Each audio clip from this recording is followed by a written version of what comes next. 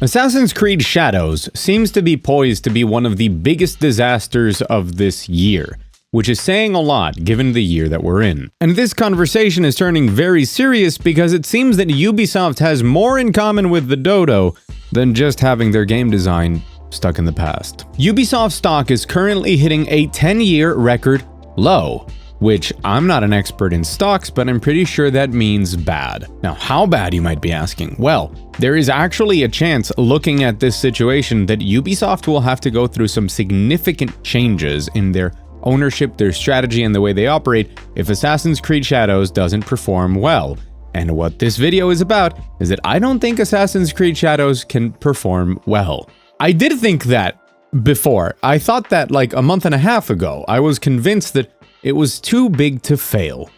But now, after Star Wars Outlaws, my opinion has changed significantly on both Ubisoft and on how the market is willing to treat these companies that have traditionally been too big to fail. And no, this video is not about the 27 different controversies surrounding Assassin's Creed Shadows. We might touch on some of that briefly, but I have always believed that it doesn't matter into how much trouble you get your game into. If at the end of the day the game is good, it's gonna sell. The problem is, I have reasons to believe that it's not going to be good, and more importantly, something that we all seem to have forgotten, mostly because Ubisoft doesn't want us to remember, this is the beginning of Ubisoft trying to end the existence of single-player games. Because Assassin's Creed Infinity is still meant to launch with this, and nobody is talking about it. So yes, I hate to use the title, but Assassin's Creed Shadows is worse than you think. So hi, I'm Mug. If you're new here, welcome. If you're not new here, thank you so much for coming back. We're gonna have to talk about all of this and a little bit more, but I do want to remind you, especially in videos covering these sorts of topics, that video games are doing well because there's a ton of great video games to play. And if you wanted to save some money doing that, this video sponsor has got you covered. Instant Gaming is a store where you can get your games cheaper and they get their games directly from distributors. No gray markets here. They have great prices on new releases, upcoming games, and classics that really never go out of style, even maybe if you're in the mood for a little bit of open world samurai action. Until now, Instant Gaming has mostly operated in Europe, and as a person who has bounced around the world a lot, I've been a customer since 2017, which is the first reason I decided to work with them, and the second is that the product sells itself. You can just click the link in the description below, check out the prices, and have the confidence that these guys have your back, including 24/7 customer support. Because let's be honest, there's too many good games and not enough money, so let's save a little bit of the second thing and spend more time doing the first thing. Thank you to Instant Gaming for sponsoring this video, and use the link down below to check out those prices and support the channel. Okay, let's make it clear. Ubisoft is doing very, very poorly. As I said with their stock prices, but there's reasons for that. This year we've heard the phrase, gamers should get used to not owning games, echoed throughout the landscape, through the valleys. Skull and Bones was the first quadruple A game. The, in my opinion, unfortunate flops of Prince of Persia: The Lost Crown and X-Defiant are things that they have gaslit us with and told us that the consumer is the problem. Please play The Lost Crown if you can avoid Uplay though, it's really good. I'm always fair on this channel. It's a good game, okay? And most recently, Star Wars Outlaws, and that is really where I want to start. Because I believe that Star Wars Outlaws, for as mid as it looked, was probably going to be successful. Ubisoft, open world, plus Star Wars. How could this fail? Even if we who are more in tune with things and look at reviews and previews and hear the buzz and look at details to know on what to spend our money, most people will probably just go, hey, the people who made Assassin's Creed, they don't even know that they're different studios or whatever, they just read Ubisoft, and then they see Star Wars and like, let's get it. And that didn't happen. Something that should have been too big to fail, failed. And it failed hard in the overall market, in the people who wouldn't know normally if it's good or not. And to me, that was a big wake-up call. Maybe more to me than it was to Ubisoft, which might be the problem. And it's something that we're seeing more and more from bigger studios and publishers, that they're realizing that they are not untouchable. They can flop incredibly hard. And Star Wars Outlaws seems to be added to the list because its reception was bad from sales and from critics, despite the enormous marketing budget that they spent on it.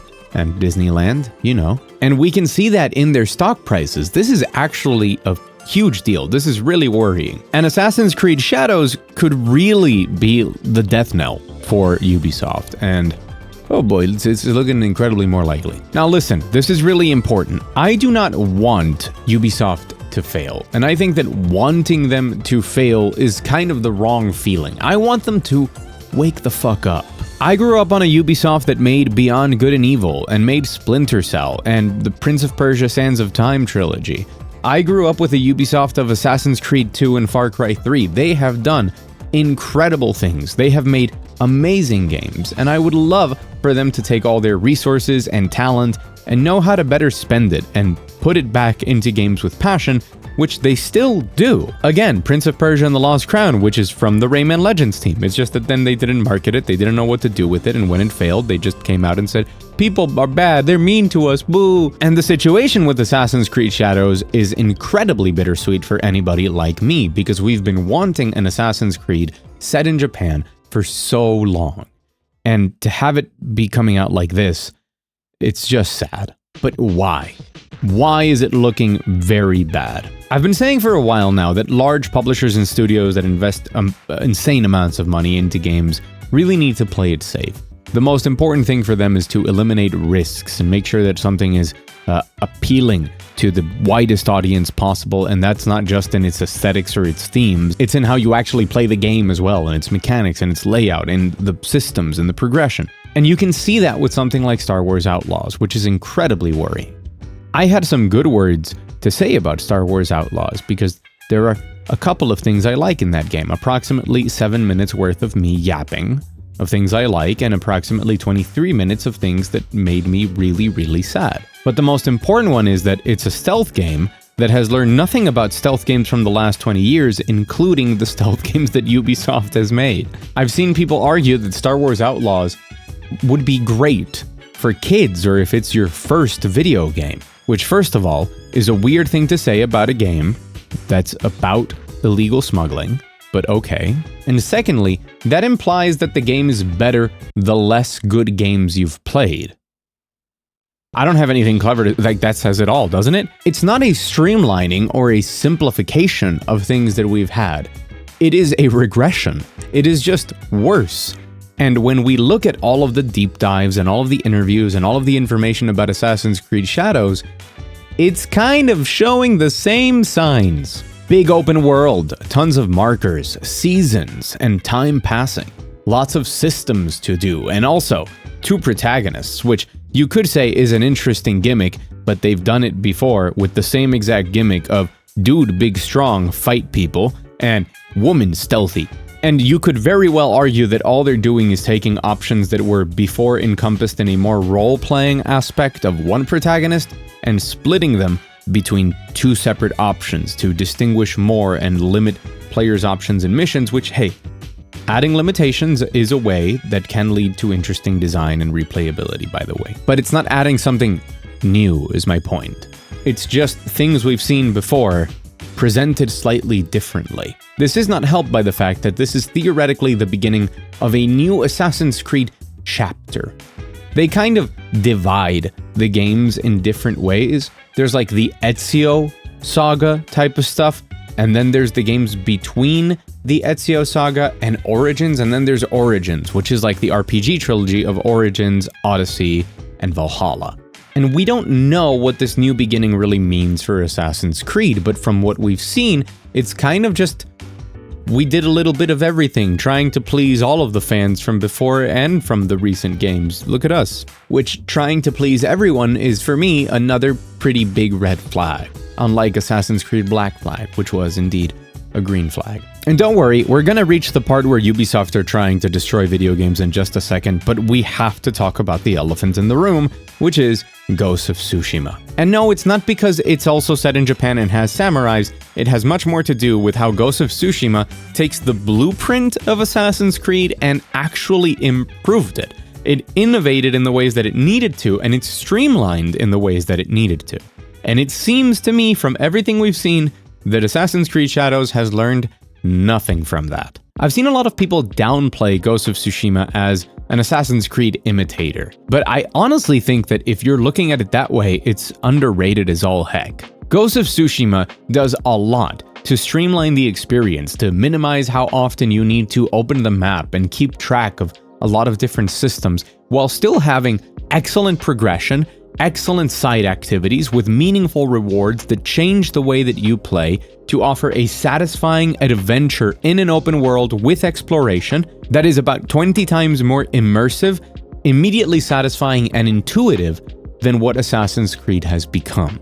And all of that was very carefully made, so that it doesn't matter what you're really doing in that game, it feels great. Taking on an outpost, which are very Ubisoft in nature, but feel very free and like you have a lot of different tools that you can use, and with all of the systems supporting the core gameplay and down to its story and its presentation being excellent. The fact that both games are about samurai and ninja is only going to make the comparisons that had to be there anyways more obvious. And the fact is that Ghost of Tsushima tried to do something new, and people recognized it and appreciated it for that. And I don't think people are willing to give Assassin's Creed another shot unless they are actually trying to do the same thing, or if they're finding something very unique to offer that we haven't seen before. And I think a mishmash of the RPG systems of the latest trilogy with a little bit of the feel or the vibe from the older ones is not enough to convince people to buy it, no matter how big the IP of Assassin's Creed is. And of course, this is all talking about the game, because I will keep saying that when it comes to a broader audience and the impact that the game could have, some of the stuff that we talk about in our bubbles wouldn't necessarily impact them. But it is important to keep in mind that there is a large contingent of people that are very unhappy with their insistence on historical accuracy that they have sold to us, and then have had to backtrack as people have criticized the way that they are portraying Japanese culture, the way that they are portraying the main character Yasuke as the first very, very debatably black samurai. And there's a lot of people complaining about the decorations or the types of trees that they show, that they are not actually things that would be in Japan. There's been complaints about music being Chinese and not Japanese. There's been complaints about when Yasuke is fighting in a trailer and they put hip-hop music in the background, which is lost somewhere between pandering and tone deaf, I'm not sure. For me, the one that's, I think, illegal is the botting things on YouTube and on Twitter with different replies, including their most recent video, which had dozens of comments from users that were just name, last name, 4 numbers, and all of their comments seemed to be very PR friendly and had between 4.9 and 5.1k likes here on YouTube, or I guess upvotes, which is, you know, I don't want to get into legal trouble, but let's just say that nobody with eyes could look at that and believe that any of it is real. Who was responsible? I'm not going to get into that. But they did have to take all of those replies down because, again, we have eyes and know how to read. The thing I care the most about is the game, and playing the game and finding out if it's good. And the thing that I think people are overlooking. Assassin's Creed Infinity is supposed to launch with Assassin's Creed Shadows. Last we heard, that was the plan, but we haven't heard anything since. Things might have changed, it might want to launch later, I don't know, but in case this is the first time you're hearing about it, get ready, sit down, it's horrible. Assassin's Creed Infinity is the hub for everything Assassin's Creed that Ubisoft wants to launch. The idea is to have all of the different Assassin's Creed experiences in one location that shares different microtransactions, cosmetics, and, you know, stuff, synergy, cross-synergizing, buzzwords. This includes a ton of multiplayer games that they want to make within Assassin's Creed, as well as probably standalone expansions and the upcoming games, as well as the season passes and DLC for games like Shadows. Now, this is already a little bit too much dystopia for me, but it gets worse. As per Ubisoft themselves, one of the key things they want to achieve with Assassin's Creed Infinity is to create a system where they can fill in content droughts with other content to keep people playing the game. The single-player game.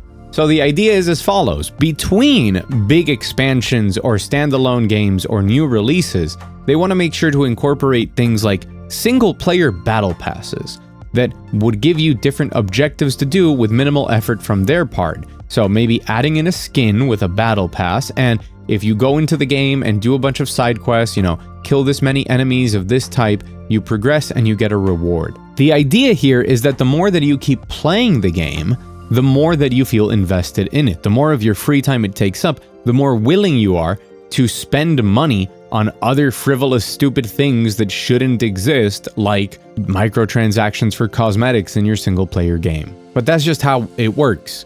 The more time you spend on something, the more you're willing to justify spending money on that thing. The overall vision here is to create a hub of Assassin's Creed so that people who like Assassin's Creed play it and never play anything else or anything outside of this universe. And as more and more experiences come out and things can cross between the different games, they will obtain even more value and be a more interesting proposition for your money. Now, all of that might sound nice if you are crazy, if you are insane. Normally, it should sound like a nightmare to you. But you really have to consider how this is going to impact the design of things down the line. This means that single-player games designed with this system in mind will need to have systems that are treadmillable, that you can just kind of reproduce and keep doing over and over and over again. You need to have repeatable radiant quests and different little systems that you can attach battle pass quests to. And you need to keep pumping in more content, meaningless content, to fill in the dry seasons between other releases, because you need to keep the player playing.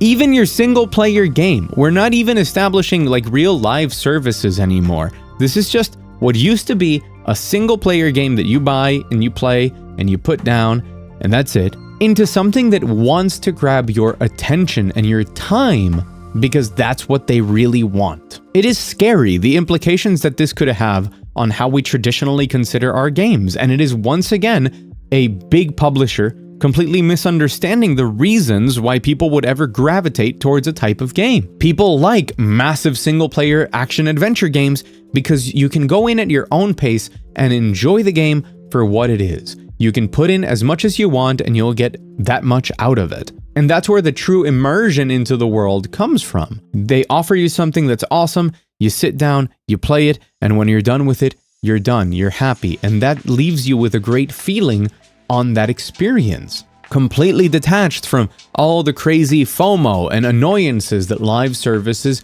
have started to cause and are causing people to drift away from them. And now they're looking to implement that in a game that has no business having it, to create the Assassin's Creed video game cinematic universe or whatever, where everything is interconnected. It is truly nightmare fuel. And I don't understand why in all of the conversations surrounding Assassin's Creed Shadows and why it would flop or why it should flop and the problems with it and the state of Ubisoft, this isn't the #1 conversation we're having. They are actively trying to create a new business model that does fundamentally, at its core, damage the way that games are designed in terms of the quality that it offers consumers, because they need to be made as retention machines, attention-retaining machines, which is the one thing that single-player games so far haven't needed to worry about. And this is why, when I look at everything we have so far, the way that it's not offering anything innovative within the genre, the way that it hasn't really made it clear to us what its identity is within the Assassin's Creed multiple playstyles that have existed. The fact that it doesn't seem to have learned anything from the streamlining of something like Ghost of Tsushima, the way that that pattern, the way that those doubts are very much present by looking at every other game that Ubisoft has made in like the last 2 to 3 years, at least they're bigger games, right? And how they just keep regressing in the way that they design them, how they keep playing it safer and safer until it just gets worse. Plus, Assassin's Creed Infinity makes me think that we may be witnessing the fall of a giant. And like I said before, it's not that I'm happy for it, but I'm at least happy that it's not finding success. I'm really choosing the better of two horrible evils, because I would just like Ubisoft to make good games. They have amazing IP, and historically they've had amazing developers and creative talent that I'm sure that they've retained some of, and they just don't let them work the way that they should because they're too afraid to ever fail. And ironically enough, I think that's what's causing their failure. However, I will be back to review Assassin's Creed Shadows when it releases, because that's what I do, and I will be fair with it. I will tell you if it's actually surprisingly amazing. Even if I think that and everybody hates me for it, I will still tell you because that's just what this channel is. You're gonna get my opinion on stuff, whether that opinion is popular or not. I guess we'll be talking about Assassin's Creed Shadows for a little bit yet. Yeah, I'm gonna say it. I think there's a chance that Assassin's Creed Shadows is gonna concord. I've been Mug, thank you so much for watching. Truly. If you enjoyed the video, hit the like button, it helps the channel grow. If you want more from me, of like all the 15 different diverse things I do on the channel, make sure to subscribe or to check it out. Thank you to my patrons up on the $1 wall. It's called that way because there's only one tier, $1. Thank you for your support, and as always, I'll see you again very soon.